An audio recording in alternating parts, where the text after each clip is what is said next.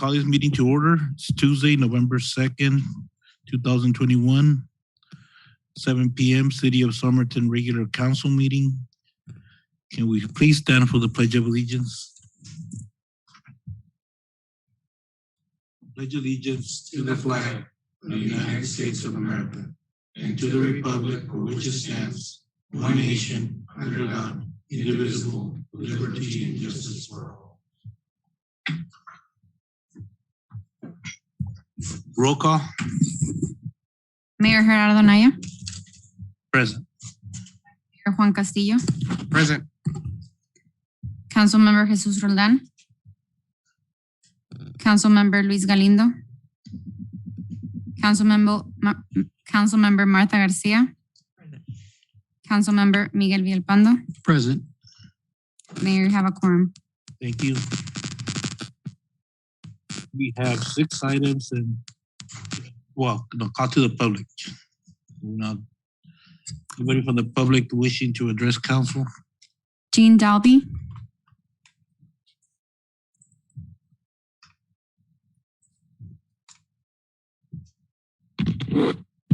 Good evening, Mr. Mayor and City Council. This is Gene Dalby, 1183 West 32nd Street, Yuma. And I'm here to say thank you.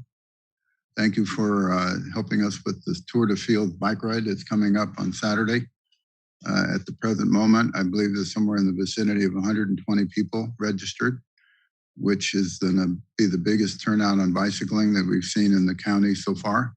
And I think that's significant because of the overwhelming welcome that we're getting from Somerton. It's going to be a great day. I appreciate the police chief who's helped me out with some of the people from the Guard to get the signs put up.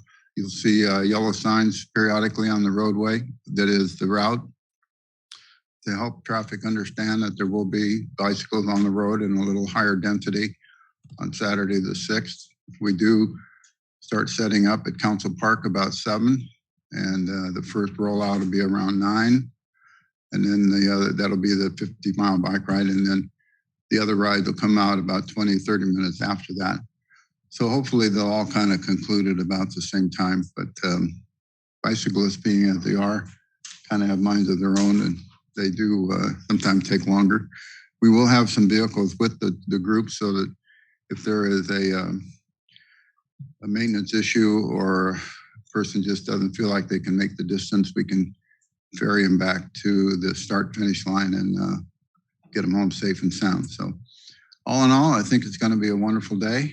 I know it's compact in terms of the Corn Festival as well, and we've been advertising that as we've gone along and saying we're kind of not necessarily starting the Corn Festival, but at the beginning of the days of activity for Somerton, including the Corn Festival. So I think it's going to be a great day all the way around, and look forward to a good turnout and raising good money for the cause, which is University of Arizona scholarships and for the Cancer Resource Center for the children in the Cancer Resource Center. So thank you very much.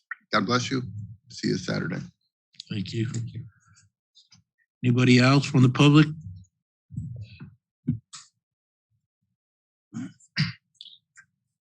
Moving on to consent agenda, we have 6 items. Approval of minutes for City Council meeting of September 21st. Approval of amendment to the special event liquor license application for the Corn Festival on behalf of the City of Somerton for November 6th, 2021. Item number 3, approval of an IGA with Yuma County for the provision of election services for fiscal years 2022 to 2026. Item number 4, approval of amendment to city manager employment contract. Item number 5, approval of one Arizona distribution of opioid settlement funds agreement. Item number 6, approval to purchase a new sewer main line inspection camera system for sewer department from Arizona Wastewater Industries in the amount of $54,701. Does any member of council want to remove an item from consent agenda? Is there a motion? So motion by Council Member Garcia. Second. Second by Vice Mayor Castillo. Those in favor? Any opposed? Motion carries. We have two items, presentation. We're gonna go to the first item is presentation and discussion of 2020 census count results for the city of Somerton.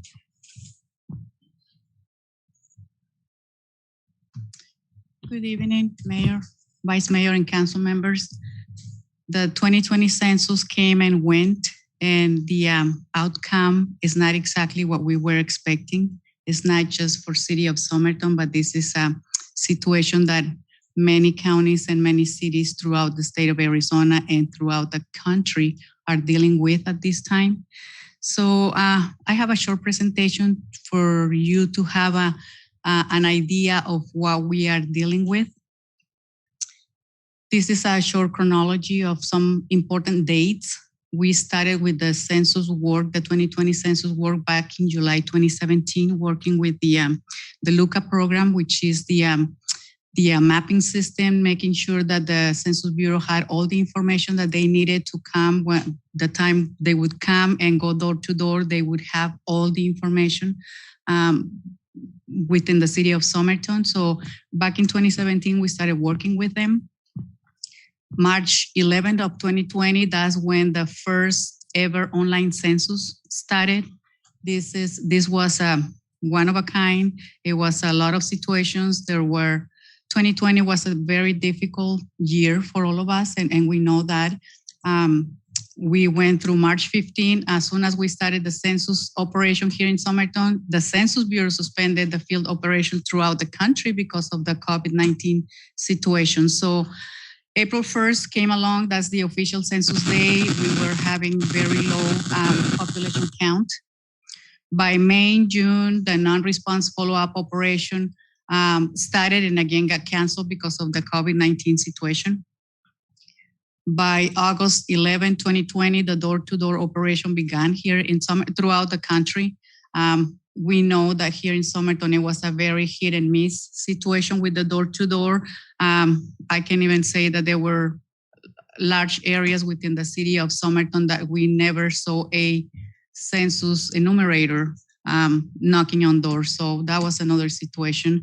And even if they were to knock on the door, we had the situation with the COVID-19 where a lot of families were dealing with the virus, and they just plainly didn't want to open the door, basically. So that was a major situation that we got to.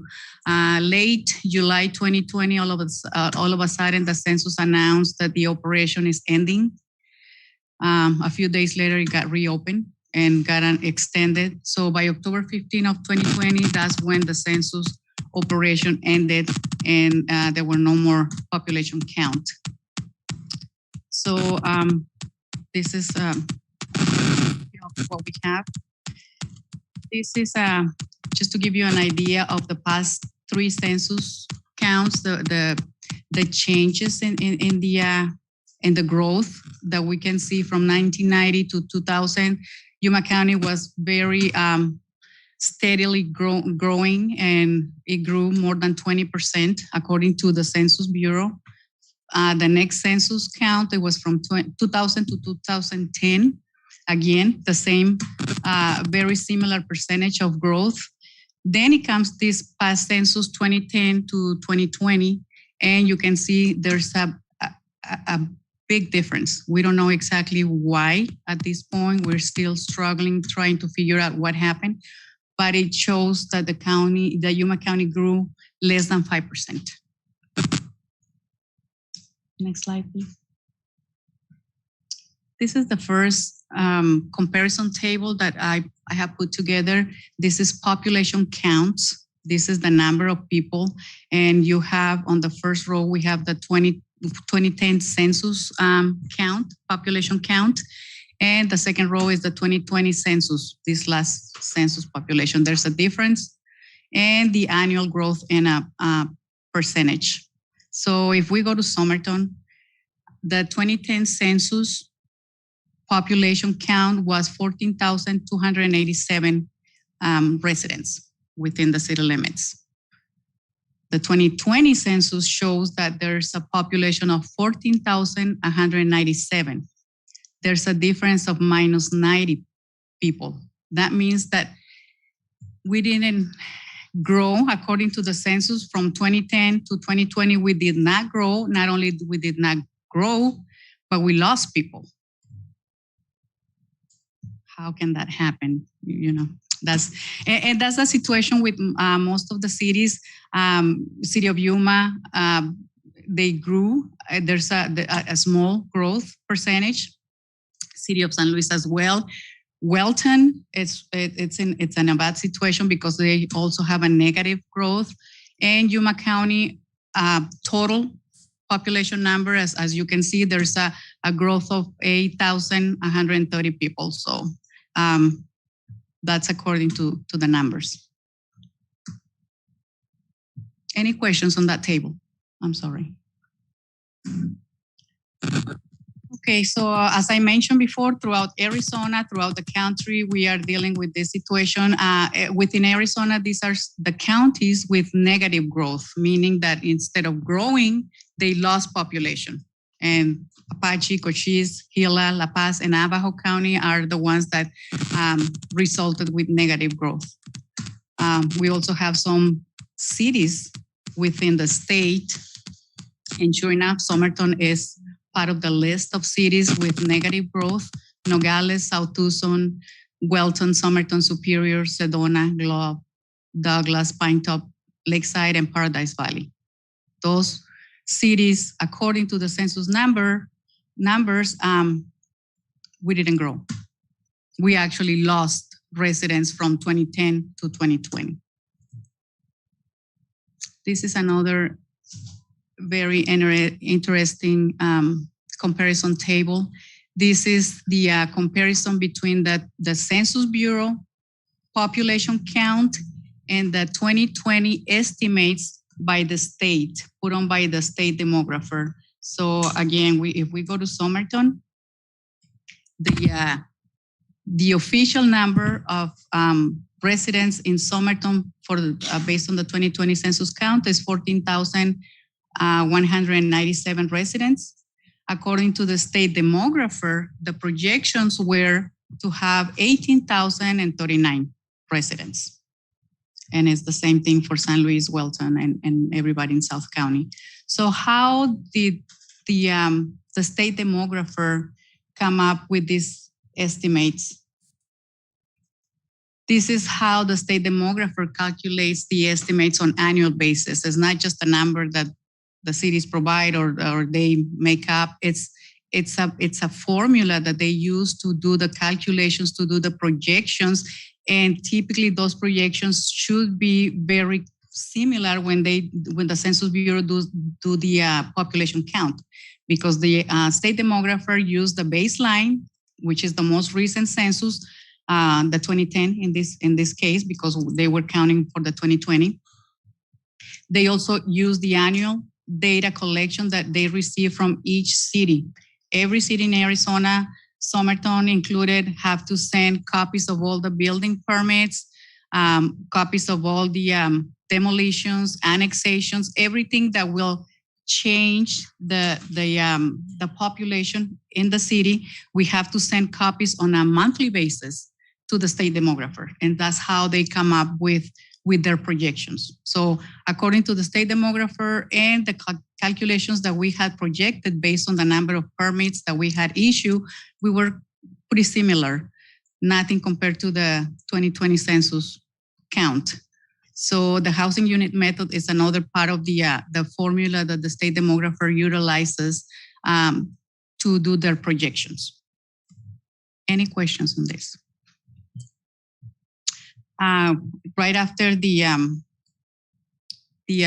new census counts were released, we emailed the city staff emailed the state demographer just to find out what happened, why there was such a discrepancy between their projections and the census numbers. And basically the state demographer didn't give us a very good response, to put it that way. They just said, perhaps we made a mistake and we over-projected, but we have to go with what the census counts are.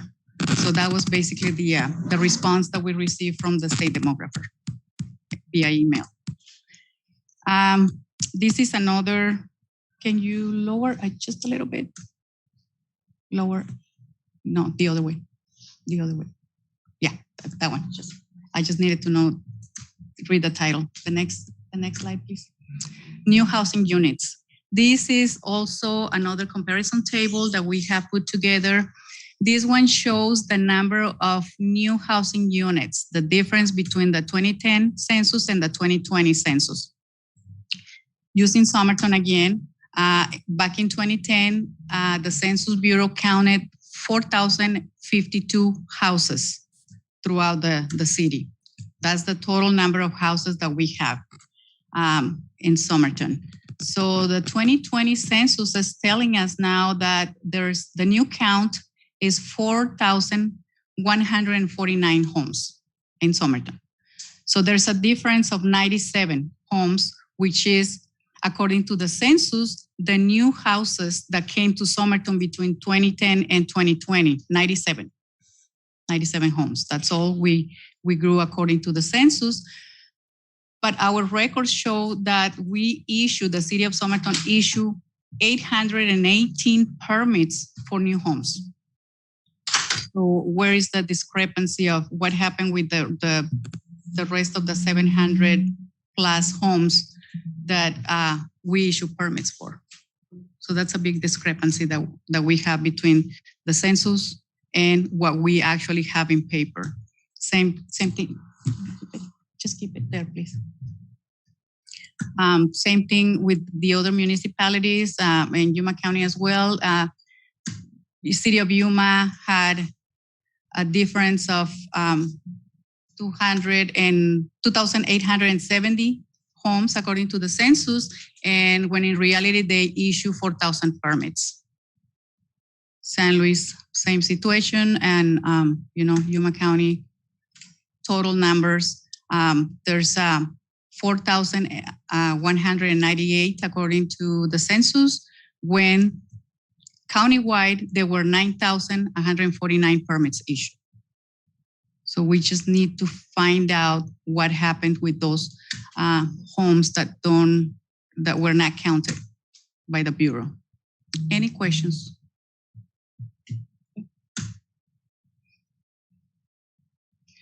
So these are the challenges that we have in Somerton, and not just Somerton, but the county and everybody else that are missing, that we have missing information.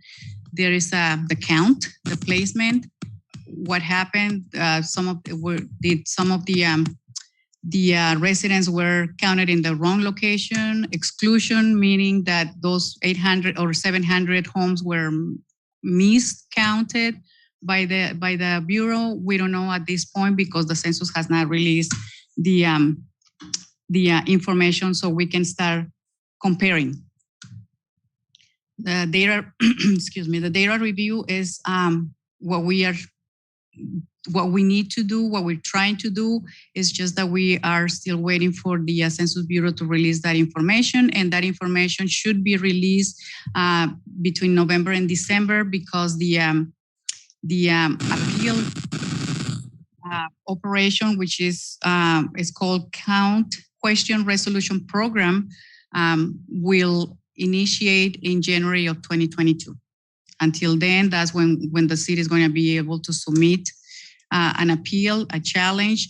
We know that this Count Question Resolution Program, or CQR, is a very, very restrictive criteria, has a very restrictive criteria of what can be challenged. So until they release the criteria, until they release the information for us to compare, that's when we are going to start doing the data review and trying to be ready for when the appeal process opens up in January of 2022.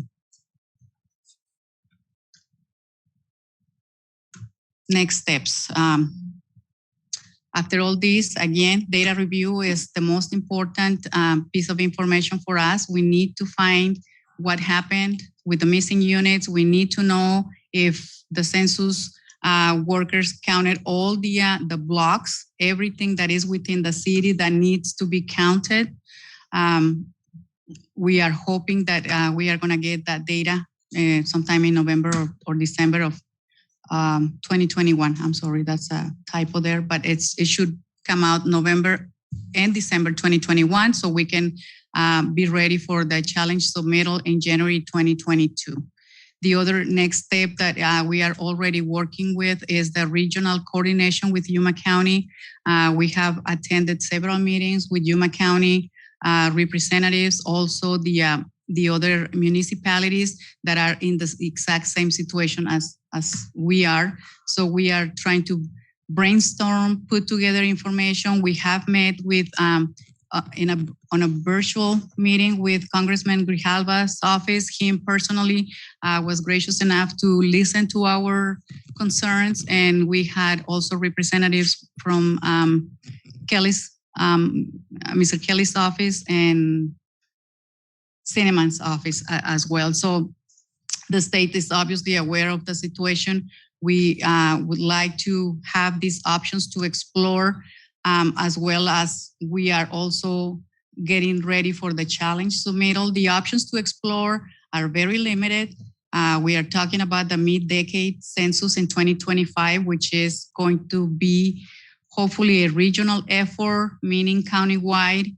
The expenses and operations are a couple of things that really need to be reviewed, because just an idea of what a mid-decade census will cost the Yuma County, it will be between $1 and $2 million. So that's an expensive operation that the census will have to do the operation, but the cities will have to pay for. The other option to explore is the request to the state to follow the 2020 census, the 2020 state estimates for revenue sharing. We know that dealing with the Census Bureau might be very difficult, and at the end, we might not get the correct numbers for Somerton. So I believe that is the time to start talking at the state level, making sure that the governor and the state demographer have some sort of support to the city of Somerton and Yuma County as well, for the revenue sharing situation. We know that we are looking to lose money if we continue, or if the Census Bureau keeps the official numbers the way they are, because we know that we have the people here, that we know that we need to service the people. It's just that the numbers that the Census Bureau has for us, and those are the numbers that the state will have to use for the state revenue sharing, which is not going to help us. So that will be an option to explore, perhaps at the county level. I know that there are conversations with the Board of Supervisors where they're trying to have a meeting with the state legislature and see if there's any way, any support from the legislator. And if the governor decides to use the state revenue, the state projections, it may happen. This is a letter that Sarina Gallegos received back in 2020, where the projections were used officially for the home rule operation. So we know that the state demographer is using these numbers, these projections that they put together as official numbers for other funding and other state programs. So that might be probably a good option to explore. That's all I have, Mayor, Council. If you have any questions for me, Sarina. Mayor, what does that all entail, and what does it all mean for the city of Somerton? Obviously, the CQR program or guidelines, they only have 3 issues. It's either only boundary errors, G-coding errors, or processing errors. So if the house was there as it was and no one counted or no one came out, the house is vacant. What does that mean? Is it's not an error and we won't be able to count those folks. So at least for our city, our next council meeting, finance is going to go over the shared revenues losses that we will encounter, and how the level of service will be diminished for our residents. We're talking millions of dollars that we'll be losing, which means the level of service for public safety will be diminished, just because we will not be receiving those, looking at several millions of dollars in loss for the next 10 years. Obviously, our other solution is for the decennial of 2025 to do that recount countywide, which I think Supervisor Portas had mentioned he was going to do the check here. The county will be able to assist with the count overall because it's affecting Yuma County as a whole. So it's a big issue for the city of Somerton, as you know. So we do know the criteria then for data review because the presentation, they hadn't released the criteria for. And they haven't, but this is the same criteria that they've been using for years. Our attorney reached out to the league, and this is the information that we just received today. This is brand new information that we just received today. But again, until we have that information in December, we'll find out what evidence we have to support some of these areas. We don't know yet specifically. In general, these are the same rules that they've been using for the last several years as far as the census count. If I may, Mayor, Yeah. Vice Mayor. Right now, I'm estimating that in the general fund for this year, it'll have a $635,000 impact. In HERF, it'll have $170,000 impact based on the numbers I've received from the state. So it is a significant amount. So they're going to start using those numbers this year. Yes, that's correct.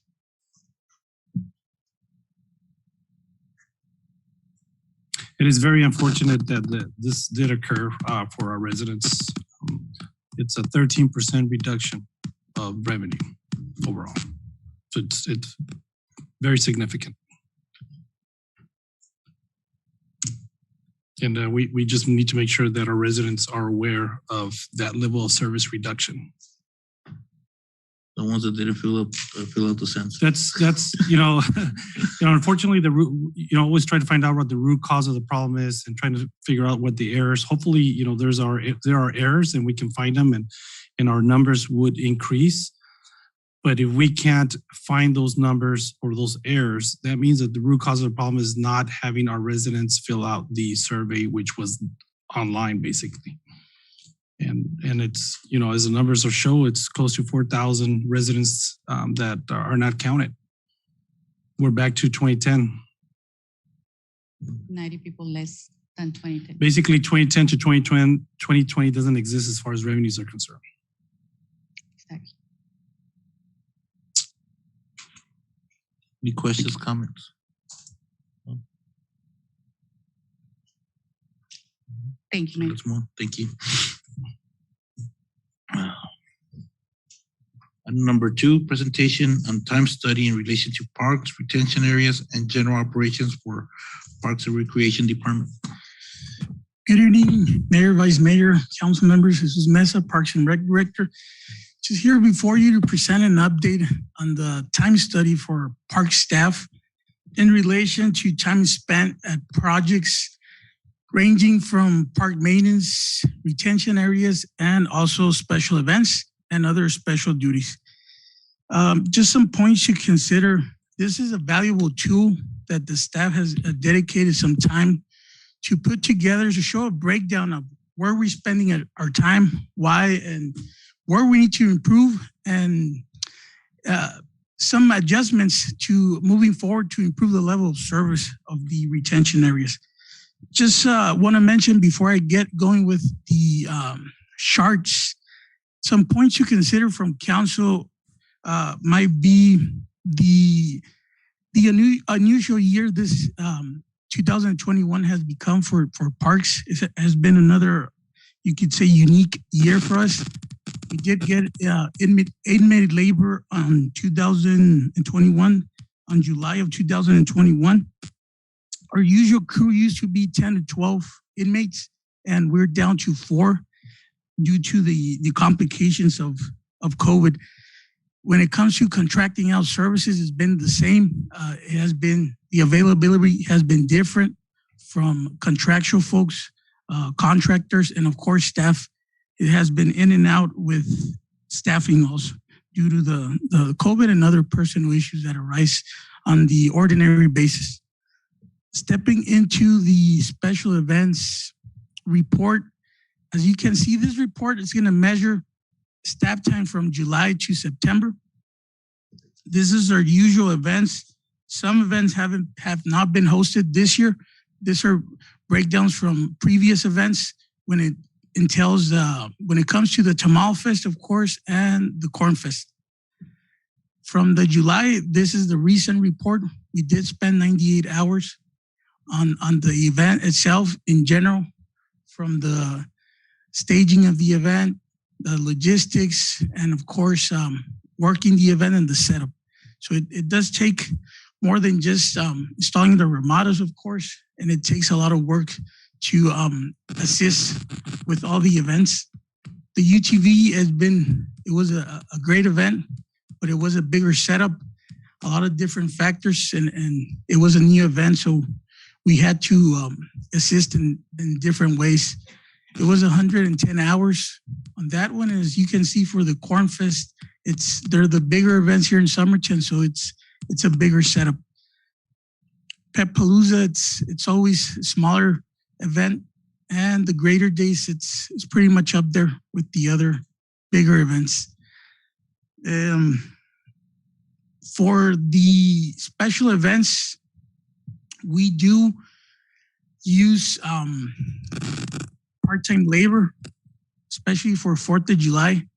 We do use lifeguards to assist with the supervision of the water features. And we do use recreational aids, which does create an impact on our part-time salaries and additional staff hours. Any questions on special events? Councilman Villalpando.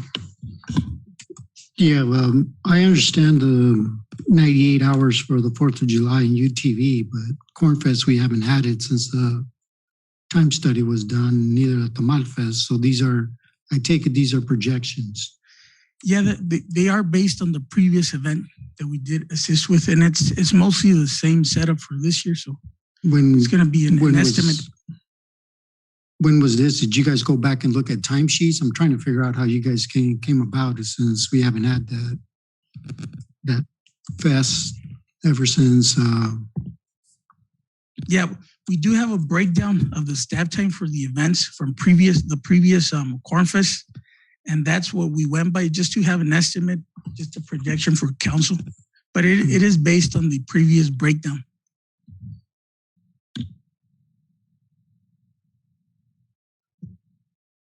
Now, one thing, well, to me, for example, Cornfest and Tamale Fest have volunteers, and 4th of July is so city event where if you see staff working there all day with balloons and everything. It just, to me, I don't know if we're just looking at the magnitude of the event or the city staff involvement in the event, because it's a 4th of July, it's a city event, and staff works it all day. It takes weeks to prepare, but yeah, and I think I had those same questions, because if I'm not mistaken, I believe, Mr. Mesa, you really, when you came on board, did you have the Corn Fest or the Tamale Fest under your watch? I don't believe you were already with the city, or were you in 2019? No, I believe, like I mentioned, this breakdown, it is something the staff have already established and on record. We just wanted to have that just projection. Because I think just by me looking at the numbers, those seem like big numbers, and I would even just want to know, like, how was it organized? Did we go in there with the plan? Because it's kind of, these seems, if I look at 140, 150 hours, we're looking at like almost 4 weeks. Yes, it is. Well, to even further break it down, you'd have to have 14 people 10 hours a day. And I could tell you right now, there's no staff for no 10 hours on those particular days. We might have them, I don't know, maybe 6 to 10. And then Rodney is the one that pretty much stays all day. But I've never seen 14 employees, at least for 10 hours. I mean, they work less hours a day. Should be more staff. So I don't know.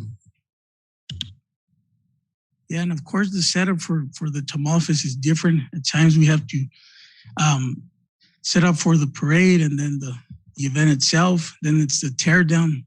It has to be done immediately after the event. Parade is a city event. It's not a Tamal Festival event. So, and for setup, I believe they set up the canopies the day before for the Corn Fest.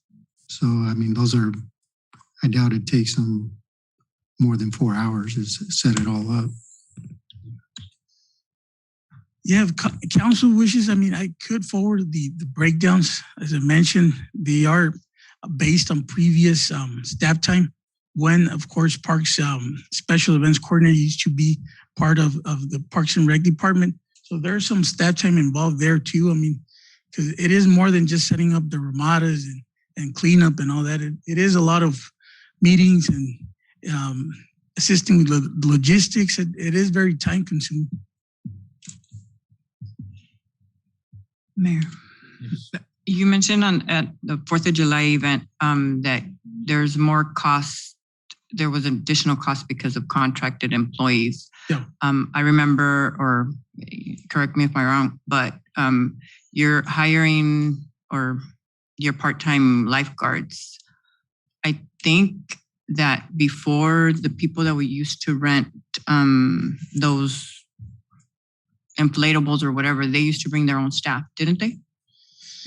Yes, and it was a little bit more expensive. That's why we went with the option of managing internally, but it is an expense and impact to the budget. But you're saying that it's a bigger cost than what we had before, or? It was an additional cost because we did use H2 that we hired for the season for the summer. So we had to staff for that event, additional staff for the features, the water features, and to assist with the logistics of the event staffing.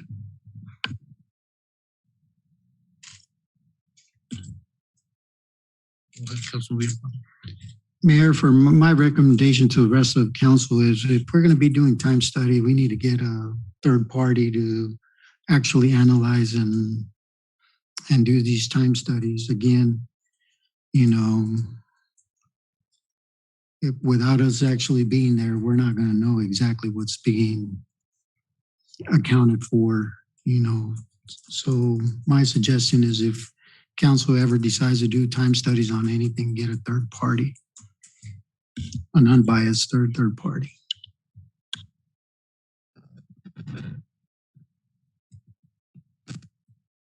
It's not a bad suggestion, actually, because we don't have like a formal software that is dedicated for that.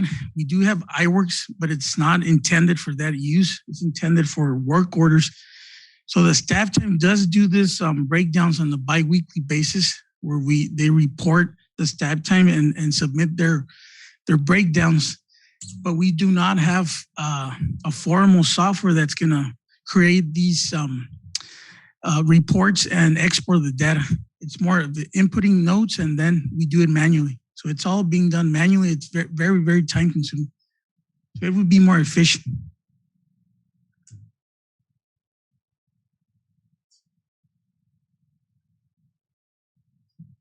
Any further questions on the events?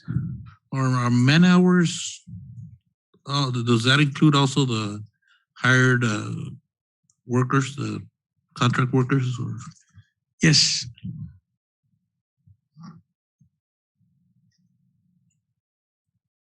Yeah, it includes the time for staff, the FTEs, the part-timers, and the aides, which are part-timers are considered part-timers also. The reason I'm suggesting a third party, especially when it comes to retention basins,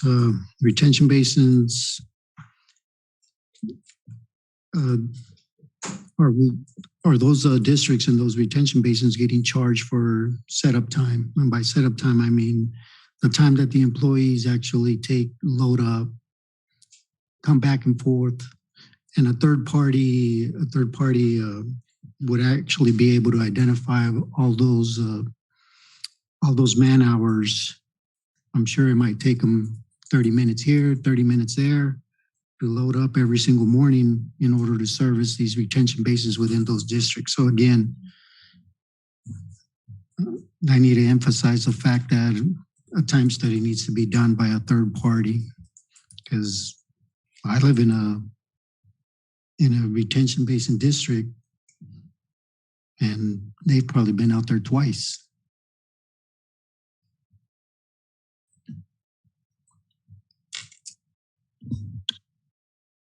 I'll move forward with the retention areas report. These are the parks. The parks, and like I mentioned, this is a report from May through September. Before starting the presentation, you can see on the bottom that we do have a 55,000 contractual labor budget. It's allocated for contractual labor when it comes to parks and also for recreational use for UMPs and et cetera. So it is a dual use, not only for parks, but recreation.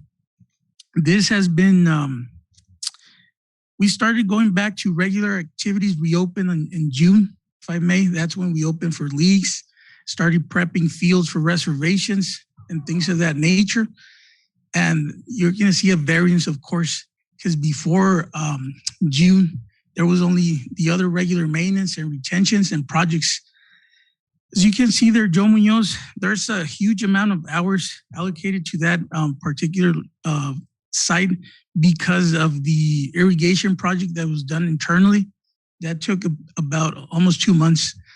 It was done in-house, and of course, the only major expense were supplies. But it was very time-consuming because they had to do some trenching. It was all done in-house with, of course, the equipment we have on hand. So that's why it takes a little bit longer. And the dog park, I mean, it has been requiring projects, more maintenance. We are adding it to our rotation on a more frequent basis. And we do have some projects there currently pending. The other sites, as you can see, are more average. From 250, Heritage Pool, of course, requires more maintenance because that has to be on a daily basis, measure the levels of chlorine.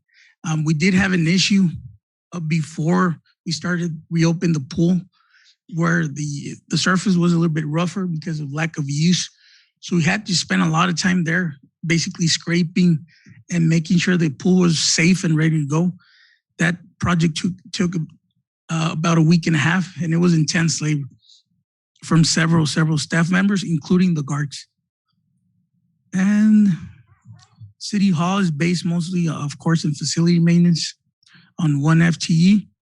And when needed, we do contract out some labor for additional assistance. And TDS, it is a bigger amenity. It requires a lot of maintenance. The gym, of course, has been closed for the past few months, and it hasn't been, the upkeep has been different because we haven't been reserving for activities and doing those kinds of leagues and activities of that nature. It's been mostly reservations. So we do clean reservations before. It takes about 3 to 4 hours for prepping.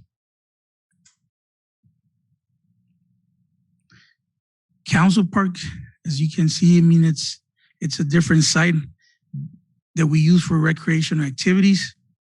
There's more maintenance involved because of the ramadas, the pond, and other projects that come up.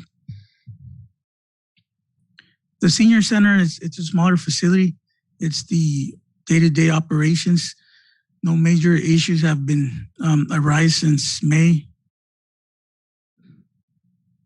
Any questions up to this point?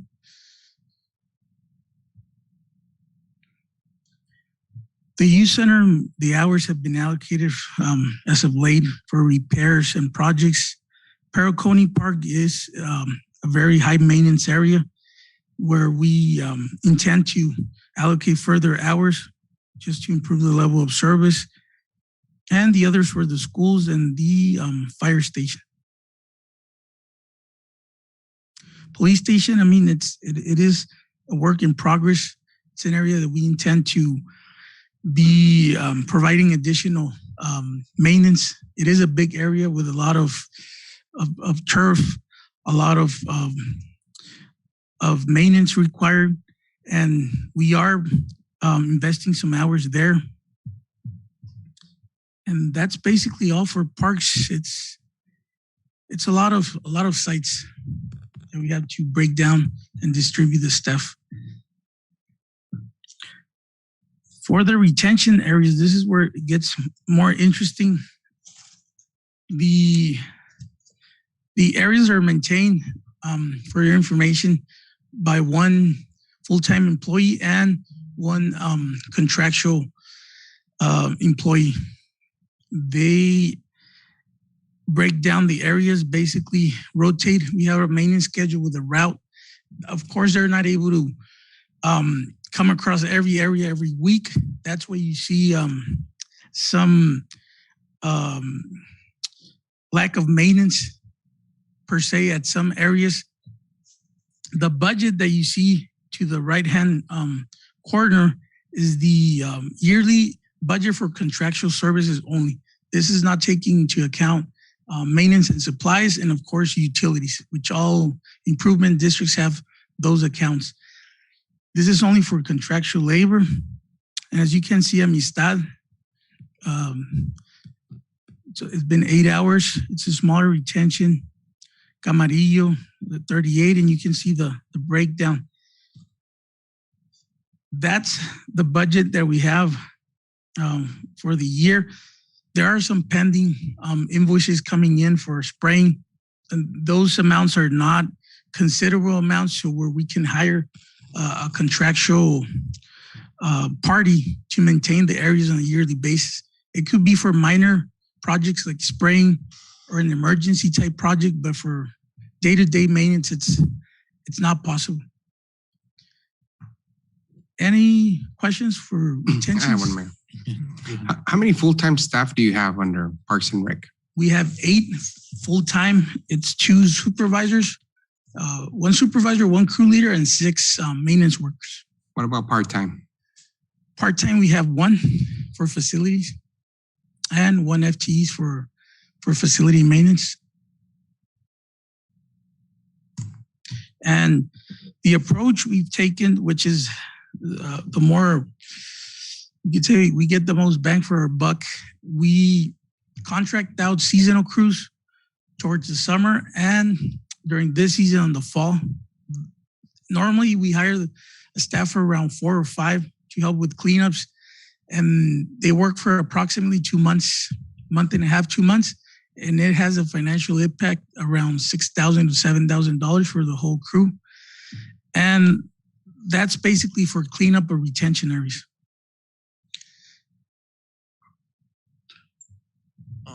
With this yearly budget, is that equal to what we are getting from those districts, or is it just what's budgeted for that district?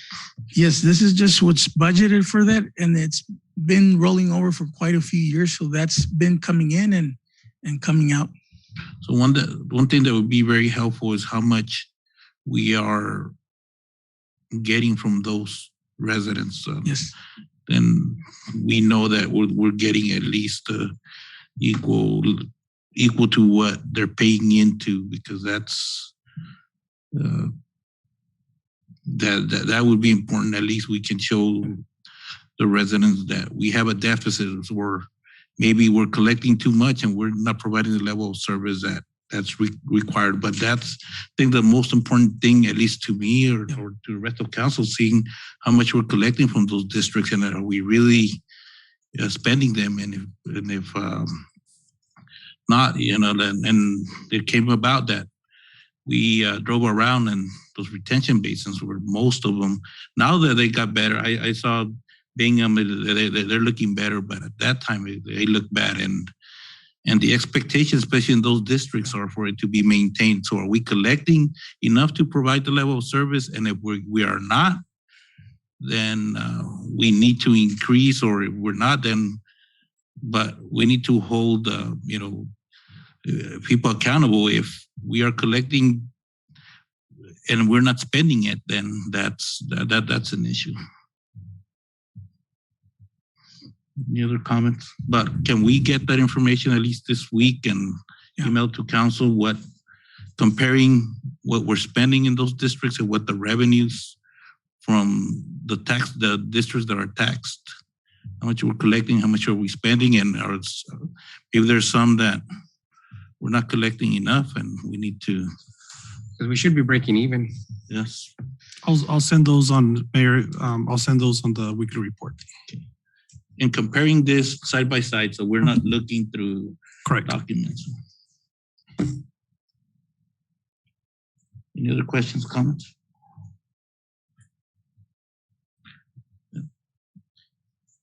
Yeah, we'll get that information and forward it.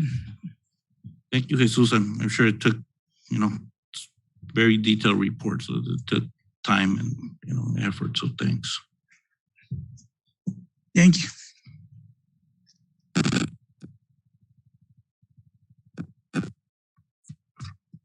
Presentation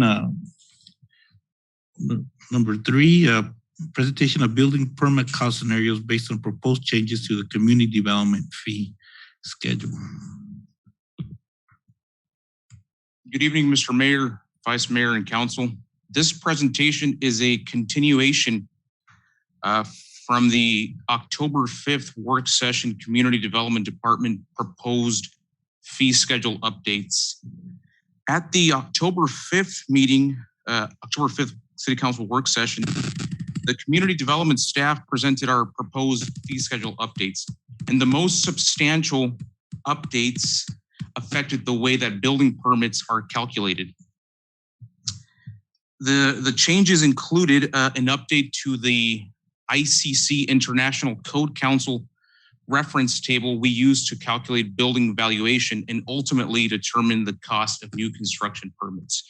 And another significant change was a proposed replacement of the method used to calculate building permit fees for remodels. After the conclusion of our presentation, the staff was directed by the City Council to create a scenario-based presentation to see what the proposed changes would look like in the real world and how they would affect potential permits. Staff has prepared 4 scenarios, very realistic scenarios for you, and they are in this presentation. The council's direction at the work session was also to take this to the Planning and Zoning Commission for review, which we did. And we took it to our October 25th Planning and Zoning Commission meeting. And the recommendation from the Planning and Zoning Commission was approval of the proposed fee schedule update with changes. Can you go to the next slide? So at the meeting, we presented the proposed fee schedule updates and the commission did vote to approve with changes. The change being to change one of our reference tables that we are proposing to update from August 2021 to February 2021. I have incorporated this request into the scenarios too, so that you can see what that looks like. So I am going to show you what our proposed fee schedule would look like once we issue building permits through these 4 scenarios. Scenario number 1 is for an interior remodel. In this scenario, it's a person who has a large house and with a large game room, and they now want to build a new bedroom and new bathroom out of that. This is considered a remodel because no new square footage is being added to the building. Next slide. Right now, the way we would calculate this building permit fee is by job cost. And the job cost is provided by the applicant. And no two contractors are ever going to provide the same job cost as what I made this point at the last presentation. So the new proposed method is fixed, itemized per our. In this presentation, do you have a guess job cost that you usually get or what for this scenario? A guess, sorry? Yeah, a guess on a price that a contractor or a person will give you. Oh, yes, I have several examples. Okay. In my next slide. Okay. So the next slide, actually, Andrea. So to your point, Mr. Mayor, our current, on the square on my left, says current permit fee with applicant provided job cost. Contractor A, for that scope of work that I showed you, might provide a job cost of $2,500. Contractor B will say 7,000, and contractor C will say 13,000. As you can see, the permit fees would be very different for all those three. That's our current method. And we do get this range of job costs, just depends on the contractors or perhaps the contractors doing work for a relative or a lot of factors in play. But this is our current system. What we are proposing is to go to a fixed itemized fee schedule in which we will review the plan and break down what exactly is being done, and we will determine what the permit fee should be based on our itemized fee schedule rather than relying on these fluctuating job costs. And that way, that permit for that scope of work would be the same, $297 for contractor A, B, and C.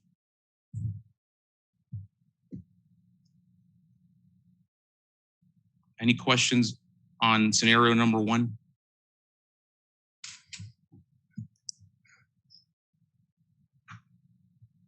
$13,000 seems awfully high for someone to do that, but.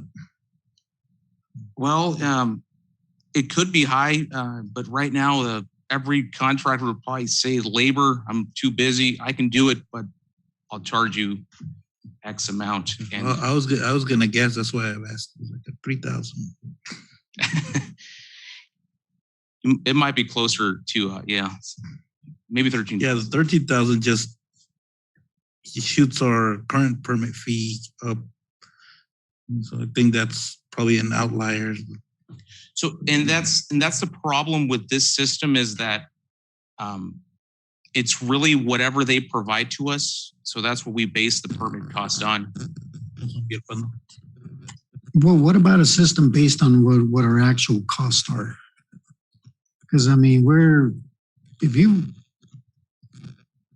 we're looking to make money off of these type of services, then we're going to inflate our prices and our permit fees to the point where people will just do them without it. I mean, they know municipalities don't work on the weekends, and guess what? A lot of these side jobs are done on the weekends when there's nobody around.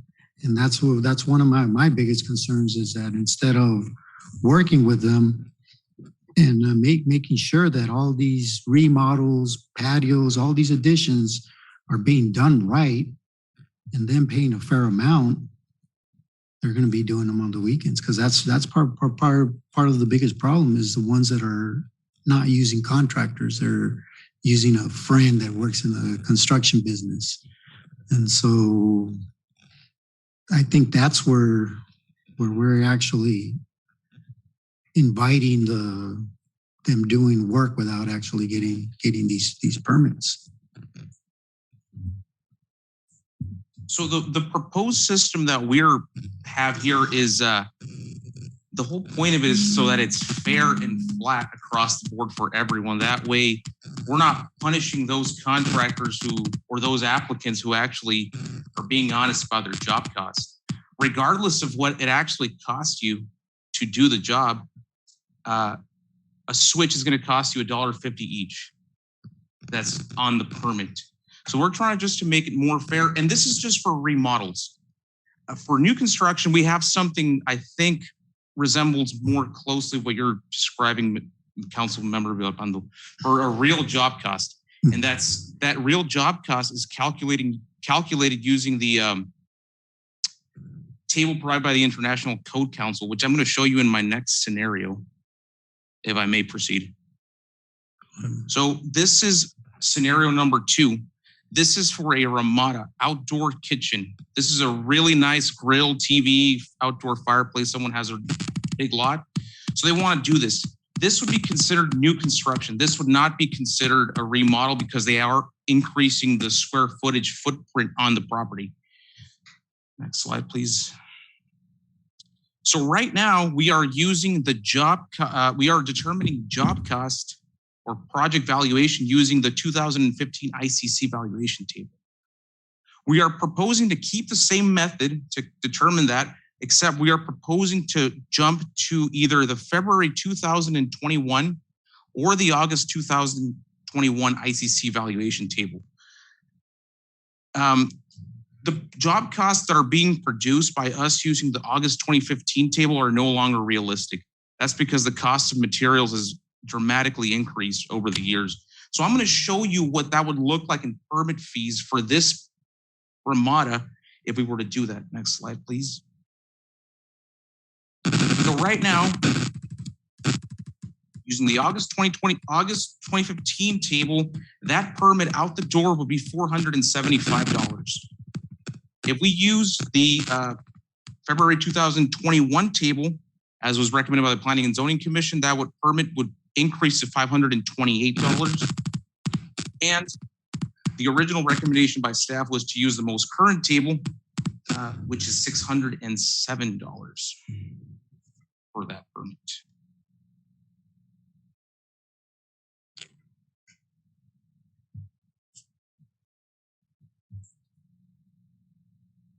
Any questions or comments by the council? The third scenario is for a swimming pool. Standard size. This is also considered new construction because it's a new feature of the property. And the way we calculate right now building permits for swimming pools is the same that we do it for remodels. It is, can you switch slide? The permit fee is determined by job cost, and the job cost is provided by the applicant. Same thing. So contractor A, B, and C provides us a cost, and that's what we use to determine the permit fee. The proposed method is to do it on a square foot basis. So this is going to even it out for everyone. Can you go to the next slide, please? So right now, same as the first scenario in which the price of the permit greatly fluctuates depending on what the contractor provides. That's what the permit is. So we are proposing actually to switch over to a square footage based calculation method in which, for example, contractor A right now comes in, this pool cost me $15,000, which is just not real anymore. That price is way too low. So that permit would be $475. Contractor B says that pool cost me $25,000. So his permit would be $739. And contractor C says that pool cost me $38,000. So his permit is $950.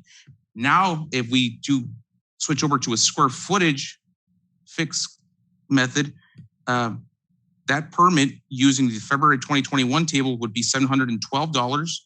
And if we use the August 2021, that permit would be $792. So sort of a happy middle. Currently, when you see a number like the low number, do you question it or do you just take it and it says the fee, or what are we doing?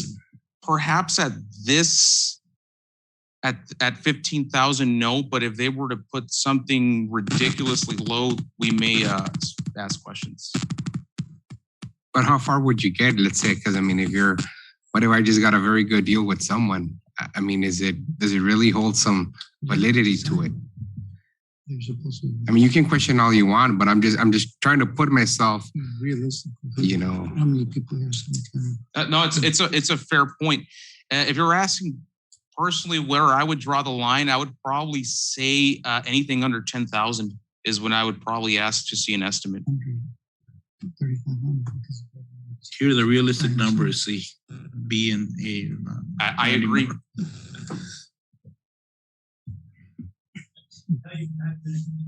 My schedule's full. I got a full boat. Someone offers me more work, I'm gonna charge her double what I normally charge, just in case he says, yeah. Then I'm gonna be double what I normally make.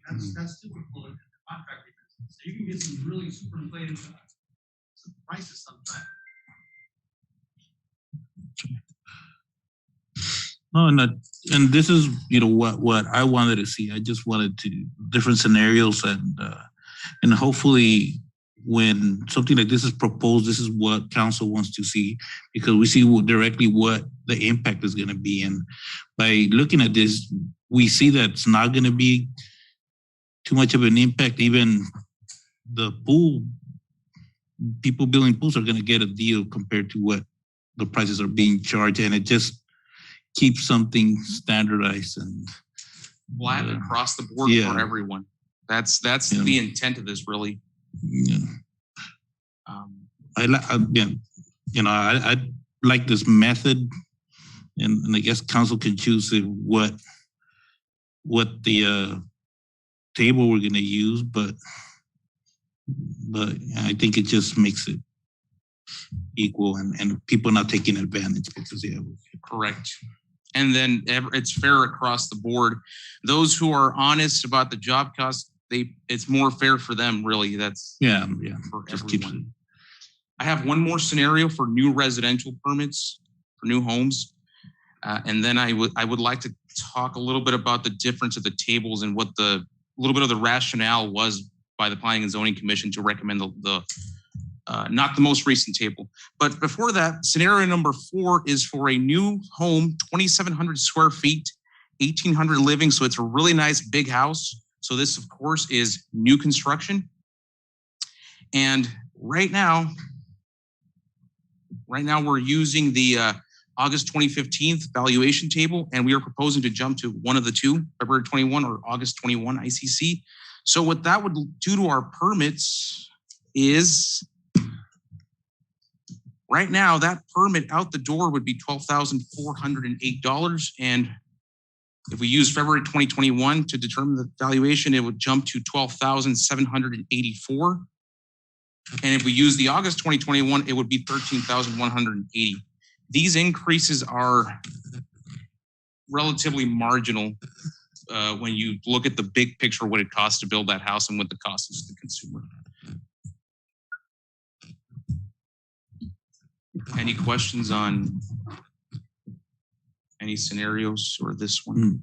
I mean, I think the scenarios are very self-explanatory, and I do like the fact that, they're fixed, they're consistent, and they're fair across the board.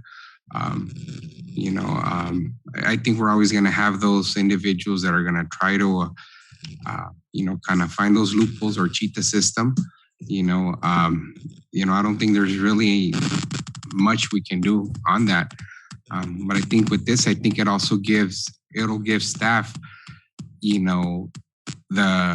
at least the policy and say, this is how much we need to charge because this is what it entails, as opposed to them saying, well, I can get you an estimate for like $8,000 when we know the job can be more.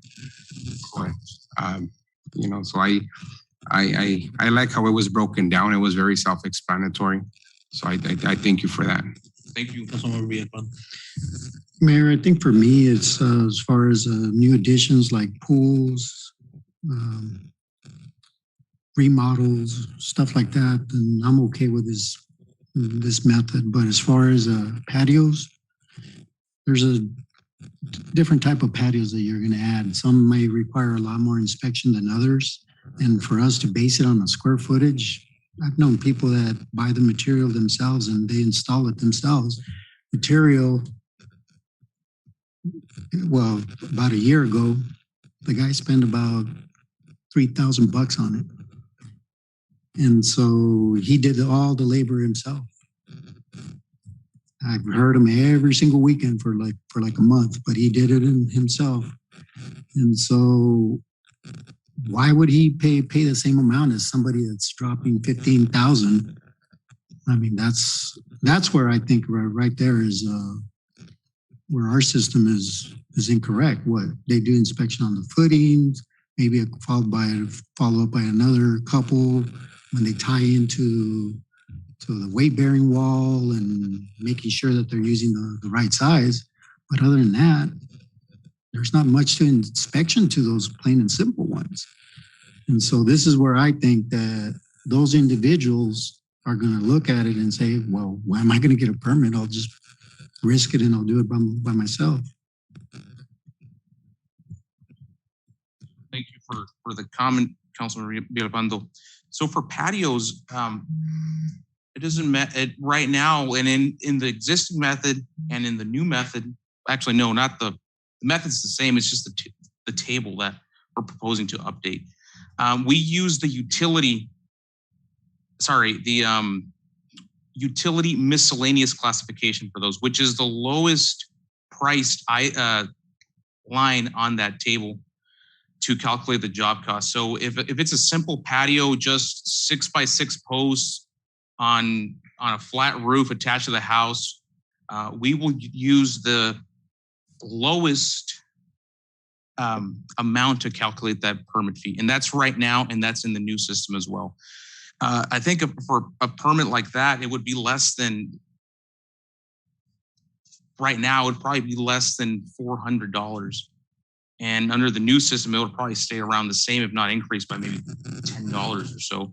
So you're not going to see a huge impact to those kind of projects. And also for a fancy patio, like the one I showed you, the big Ramada, we actually use the same amount for that. All non-livable areas are classified as utility miscellaneous. Once you get into the livable, that's when we switch over the amount that we use to determine the job cost. And that's what I'm saying. So we're going to be charging the same amount because they're based off of square footage, not necessarily of the complexity of the project and how many inspections would have to be done, which goes back to my comment. I feel that there will be individuals they'll just say, forget it. You know, they're comfortable paying and they would normally pay, but if we put it in an amount that's a little high, then why do it? You know, I did get the opportunity to see another individual's amount that he was going to pay, and his was over $700. Why? Because it was based on square footage. But the complexity of the project itself, it was all he was doing was putting a few beams, tying into the house, and that was it. I mean, there wasn't much to it. At the very least, that is at the very least, that I want to say that's 2 inspections, maybe 3 inspections. Yeah. Yeah, and the plan review, I'm sure. Plan review, correct. Yeah, well, again, the project itself wasn't complex, and so when you start doing that, you're going to be essentially almost, well, when you're charging by square foot, you might end up putting it at a point where somebody might just say, forget it, I'll just do it.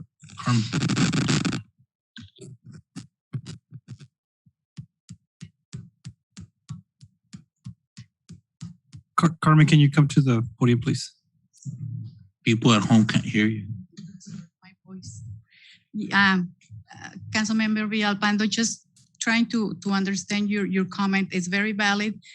My question is, would you be, rather than going by square footage calculation, go by on a per job cost? Is that what you would? I think so, because like Saul said, maybe 3 inspections on some of them. Some of them are going to be probably a little bit more complex, depending on the money that you put into the project. And so that's my concern, because quite honestly, a lot of individuals here, they do the plain and simple one. They don't do the complex one.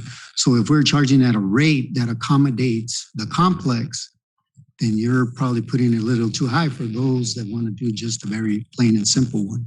And So I that's- understand, I that's- understand the point.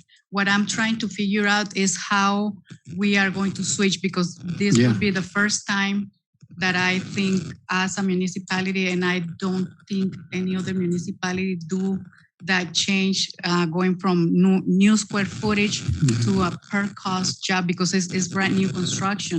Then moving to the Yuma County assessor, because I'm switching my hat now, being a former Yuma County assessor employee, how they're going to do the calculations, because if you remember, every new construction is based Yes. on square footage, and that's how the Yuma County assessor will do the calculations for property taxes for new construction. We're just talking about creating new square footage.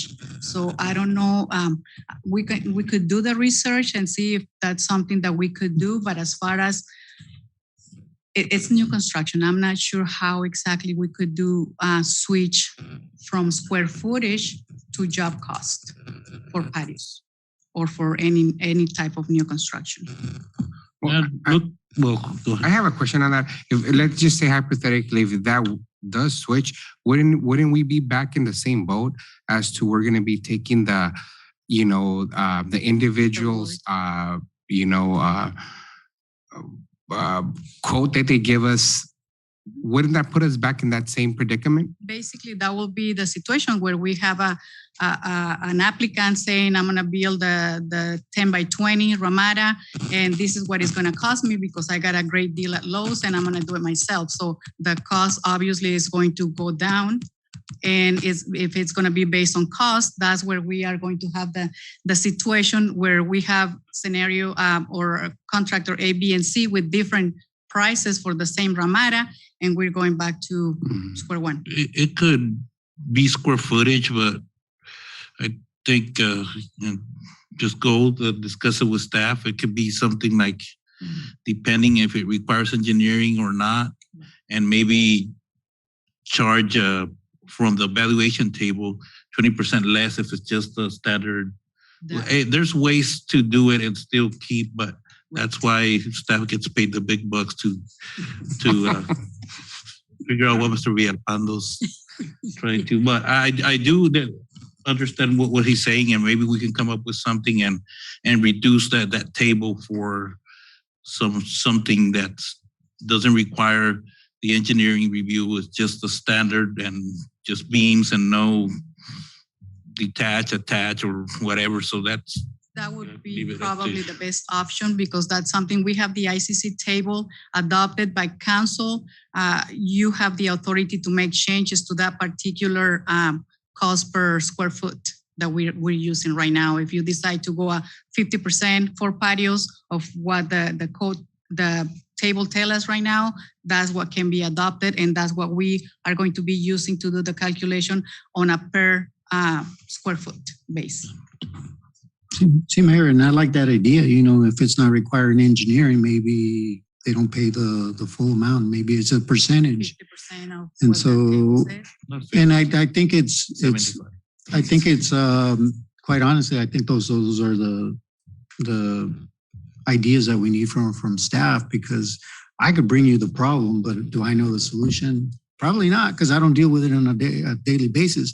But they sure know where I live, and they go knocking on that door and say, hey, look at this. And that's what we actually see on a daily basis. That's why we're trying to find the fair way across the table, so everyone will have to pay exactly for what they're doing. We're not in the business of making money. We're not trying to profit from the permit fees.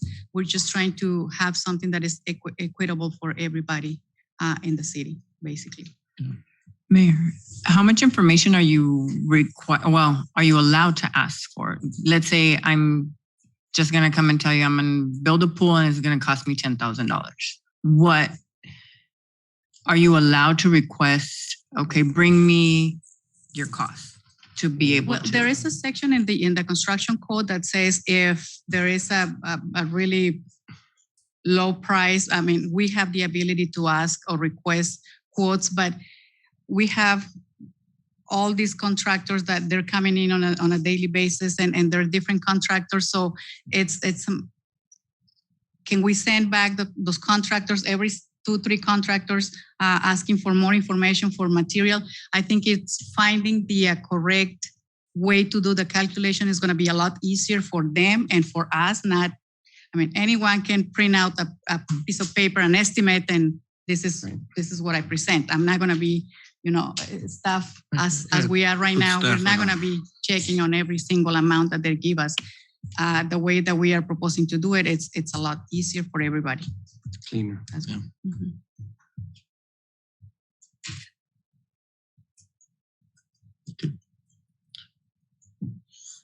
Any questions from the commission, council? Or we've been asking questions. Any other questions? No. Thank you. Thank you. Mayor, there is a public hearing here on our next council meeting. If someone from the residents wants to still continue discussing this issue, they're more than welcome. And obviously before the approval of any of the fees that are coming up to council. Yeah, so hopefully by next council meeting, we have their request to see how they would look for those simple ramadas compared to the patios or to the other.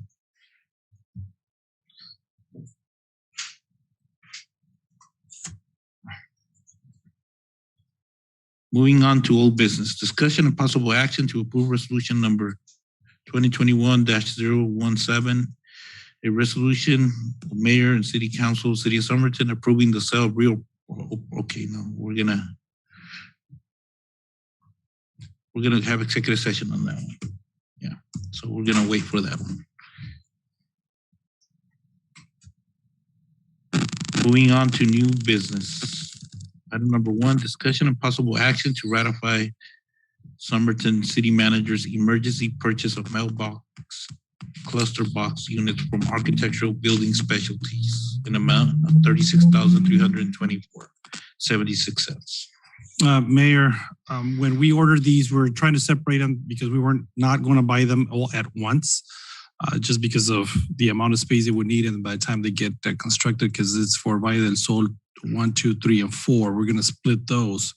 But due to the fact that they were going to increase exponentially by about 15%, one was this amount. It was going to increase to about 45,000.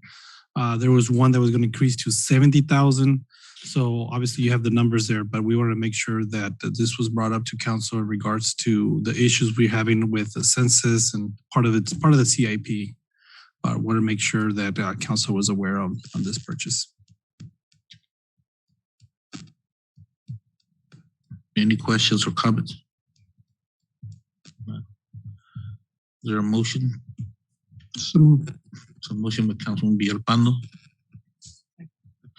Second by Councilwoman Garcia. Those in favor? Aye. Any opposed? Motion carries. This could have been a consent agenda. Okay, summer current events. We did think about that, but we wanted just to verify that council was aware because of our policy. As you know, Hector obviously had a medical emergency, and we didn't expect this, and we didn't want this to happen. But obviously, during the planning stage, as far as transitioning to economic development director, and I want to present to you Marlene Laras. Welcome. She's gonna take the position of Hector Tapia, but there's gonna be a still transition period, so Hector can give us or give her kind of the ways and roads to some of these issues that have been going on as far as Parkview High School and some of these areas that Hector has been working on. So I'm glad to hear also that Hector's doing well. I spoke to him on Monday, and hopefully I can visit him just to make sure he's okay. The early warning continues to show a level 2 of concern. Obviously, the fluctuations from level 1 and 2 are continuing. The variant tests have been sent to a lab, and we should receive those within this week as far as any new variants that are out there. Somerton High School drawings are starting to come back from our reviewers, which is Wilden and our civil engineer for comments. We will have that Somerton groundbreaking here on this Saturday at the Corn Festival at 2 p.m. Please, council, if you will, let Andrea know if you're attending. They want to RSVP. So anybody wanted to join, it's going to be off Jefferson and Cesar Chavez on Saturday at 2 p.m. So, Chief Dan. Mayor and Council. Currently, our big thing is, of course, the vaccination clinics that are going on, and Councilmember Garcia has helped us a lot in lining up with County Health. So we'll be there as both shooters and for EMS standbys while they do their vaccination clinics. And with the boosters coming up, our department is the only department in Arizona that has a 99% vaccination rate. We only have one employee that is not vaccinated. And so far, we have half the department already saying they're going to get the booster. So we're ahead of everybody in the county as far as that goes also. Other than that, we've had a couple of fatality accidents again in the last couple of weeks back. And of course, we dealt with Mr. Tapia. So our people were the ones that worked on him. And that, it was great. It was successful. I will probably be coming back to council, myself and Chief Juarez, because we want to reward Chief Juarez herself and Mr. Cabrera for their life-saving actions with the CPR. That's all I have. Thank you. Carmen.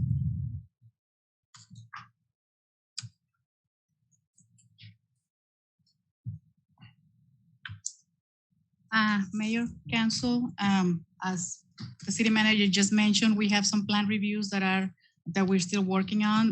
The high school is one of them. Del Sol Distribution Center, the marijuana dispensary. We are on the back and forth with the reviews, the comments, and we are expecting to issue construction permits within the next couple of weeks at the most.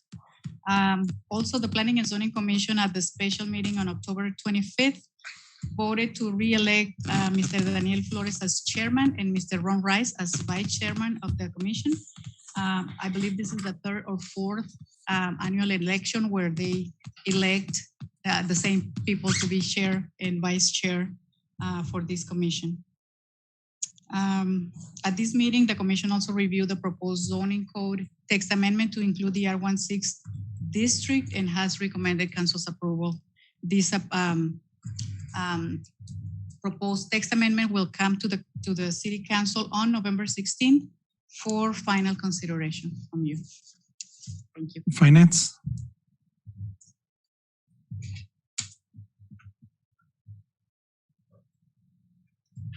Good evening, Mayor, council members. This week we are actually in the next 2 weeks, we're scheduling appointments with several ERP vendors. We'll receive demos from OpenGov and Oracle. We're also finalizing the all kiosk project. Hopefully we'll get that rolled out at the end of November. And I am working on the presentation for you all for the next council meeting, the financial update. So, thank you. Thank you. Mr. Palacios.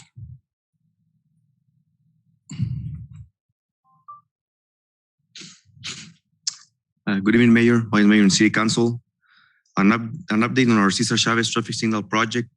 Traffic signal cabinet arrived to the site this week. Subcontractor Western Electric completed the cabinet installation. Staff are installing traffic control change signs on all 4 legs of the intersection. And basically the traffic signal is ready to go. We are basically waiting on APS to provide the power to the cabinet. An update on the high school area sewer project, the lift station project. Contractor continues working on the sewer lift station, assembling all the outlet pipes and fittings for the lift station. Our annual cleanup program, our streets department continue working on this program. We are currently on a schedule, and areas 1 through 7 has been completed. The high school area water main extension project, we send notice to all the contractors, basically rejecting all bids per analysis and discussion with our consultant. We are planning to re-advertise this project mid-November. South Somerton Drainage Project, contractor continues installing pipe along Bingham Avenue. Notice to residents will be sent this week, advising them to full closure on Bingham and Garvin starting November 8th.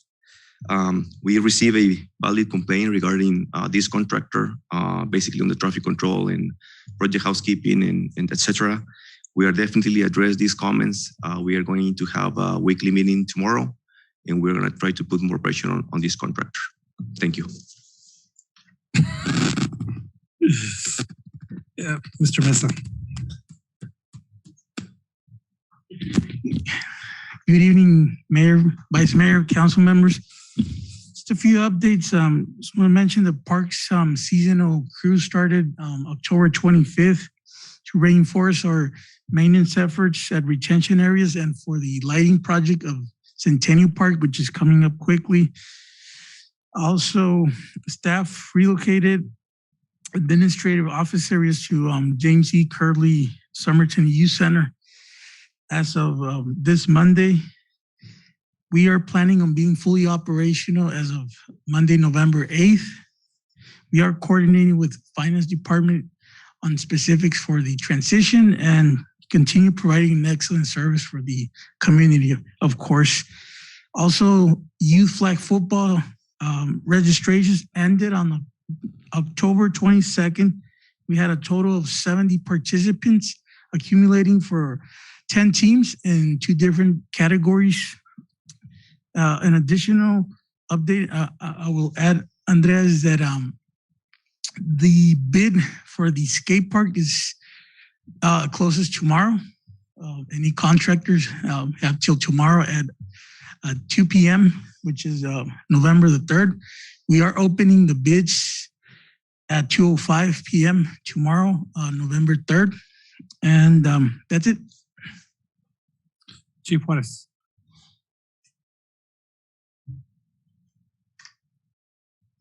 Good afternoon, Mayor, Council. Couple things. I just want to, I added it in my email that my staff is awesome, so I want to say it again at the podium. Somerton Police Department staff, beginning with the officers, administrative assistants, the dispatchers, our supervisors, and our maintenance personnel that we have are people that I couldn't do my job with every day if they weren't there to support me and the mission of the police department. One of the things that we have been accomplishing all together as a team and working with Carmen and her staff is bringing over the animal control unit. Now we're taking steps by steps, milestones to complete that mission. We have a new officer that started on Monday, so we're bringing him on board. And then our staff has been also working on a preparation for the Corn Festival, the tour of the fields, the Tamale Festival, and the Christmas lighting. So all those things are happening pretty close to each other. So we're doing our best to have staff at each of the events. Our patrol officers are also asking everyone to be cautious. The holidays are approaching us, and we get a lot of scams either by phone, by mail. So we're asking the public, be cautious of anyone asking for money or anyone sending you mail that you cannot corroborate information that may be legit. That's all I have, and you guys have a good evening.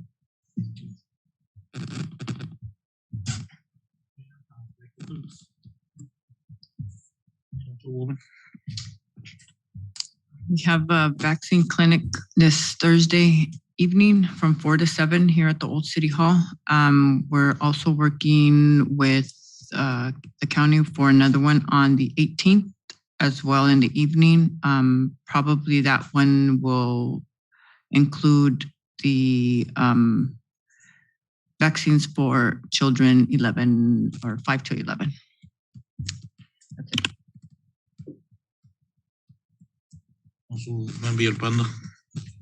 Thank you, Mayor.